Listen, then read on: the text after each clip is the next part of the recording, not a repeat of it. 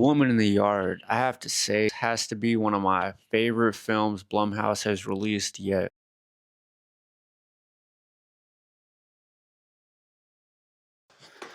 Alright, you guys, so I was really hesitant on watching this film. They were getting so many mixed reviews. People were saying this movie was boring, this movie was bland, it was confusing. Honestly, I couldn't believe that because I grew up with Blumhouse. I've been on Blumhouse since a long time. I was telling myself there's no way Blumhouse could make film this bad that people are talking about it this much. The movie is directed by Jaume Collet-Serra, best known for his films The Shallow, Nonstop. He had House of Wax. I think he did Orphan.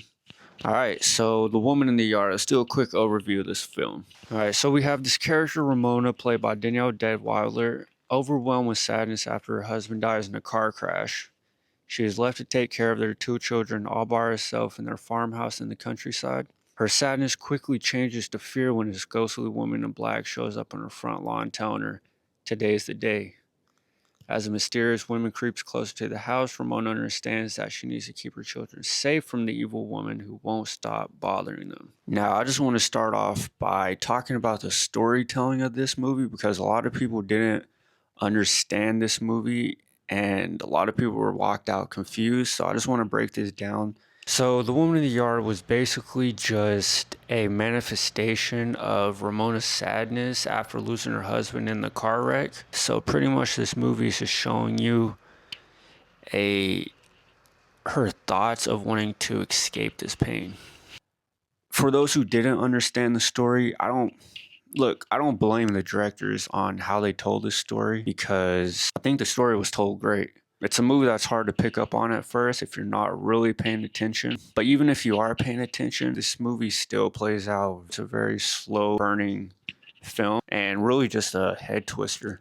All right, now the fact that people didn't really pick up on a woman in black as being a representation of Ramona's inner demons was the reason I feel like this movie was so great. When you do go into this movie, you are confused, and I feel like that's what made the movie so good because it's a very thought-provoking film that's told very slow, but it's told in a very unique way that I don't feel like anybody has made a film like this before.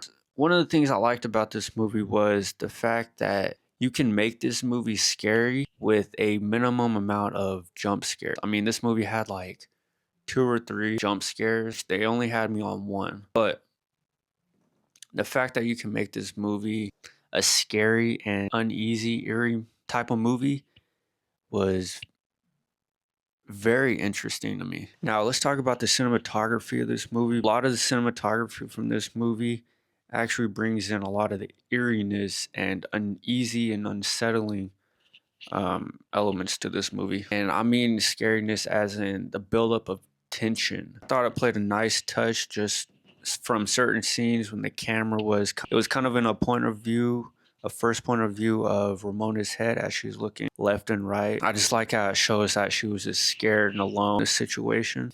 It brought so much tension from Ramona's character, which I thought was the biggest strength of this film. Yeah, I think the biggest strength of this movie had to have been from her performance. There's many scenes where she has these very tense moments with her and her son.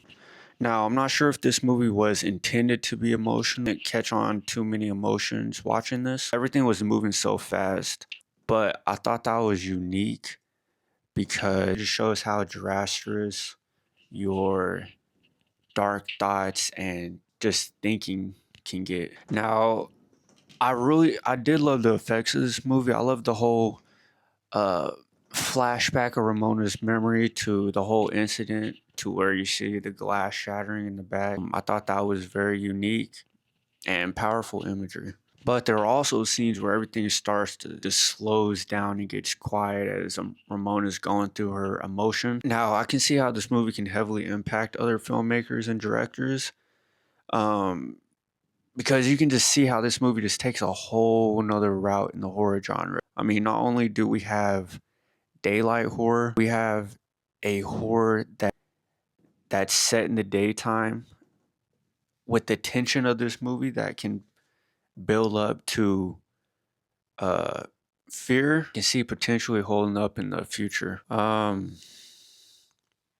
I think over time as new people watch this film, it's definitely going to be a film that's going to be reevaluated. So what is this movie all? Me feel like whatever